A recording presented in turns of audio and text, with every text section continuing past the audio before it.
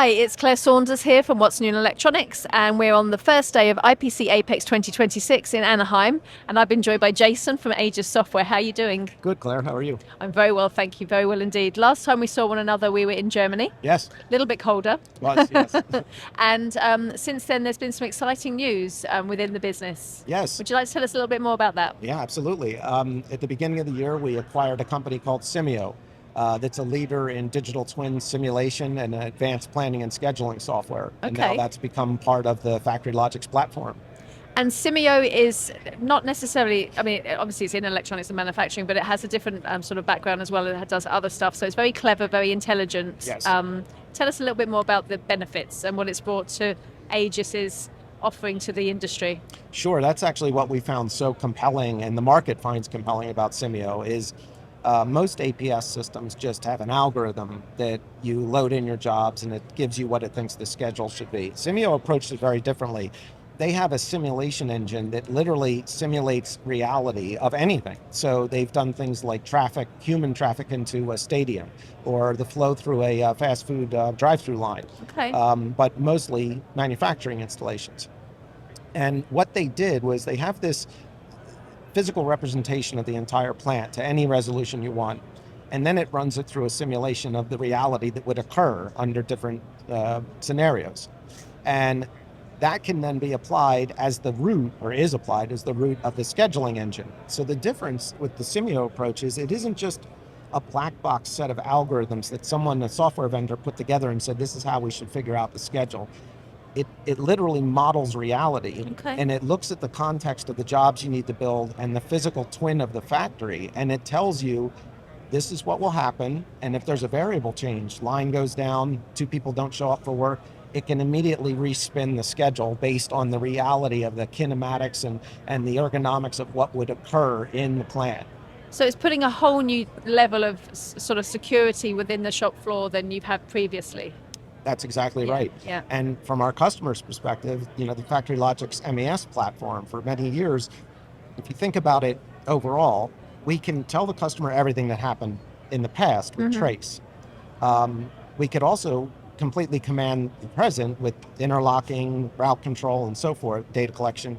But we couldn't tell the customer what would happen in this scenario or with these jobs. Now, Simio gives us a view into the future, literally prediction of the future.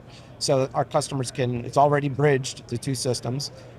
They can literally say, well, with these jobs in this situation in the plant right now, what should we do? And we'll tell them. Which is incredible. I mean, it sounds bizarre saying the words, we can now look into the future. Yeah, you can. Yeah. It is bizarre, but it's highly valuable. Yeah, exactly. Again, it's another way of like saving people's time, saving people's issues on site. So not only are you reducing down, like you say, the things that you know are going to happen and the issues that you can see are slowing down the process, but you're avoiding anything that's going to happen in the future potentially. And it's an incredible addition. So I guess you guys are really, really pleased about it. We are very excited, and it's a sophisticated tool, but the way they build it is such that it actually becomes far simpler with access to Factory Logics data. Okay. Because if you imagine when Simio goes into a client that doesn't have any of that data, they have to figure out how to get it into the system in order for it to do its simulation. Yeah. With Factory Logics installations, the data is already there and it's changing in real time. So their APS engine, when a variable changes in the plant, it can respin the schedule, and it's basically becomes a very autonomous, real-time updating of schedule. So saving so much time and saving on different levels of the team. But I mean, how does this work within your current software? Is it just an easy addition add-on, or what's the That's a great question. It's I mean, you can imagine that was an early question of ours. Yeah, for sure. And it turned out that it's remarkable. It can run in an almost what's typically called a headless mode to a degree, where you have the planning office and they may be working on augmenting the model a bit or anything in the background. But Factory Logics basically just inherits through its existing work order lists and route control. As the schedule is being updated, it simply gets that through the data bridge. Okay. So, and the reason I think that's important is that the planning section of the business is typically a very beleaguered office that's trying to adapt to all the emergencies and so forth. Yeah.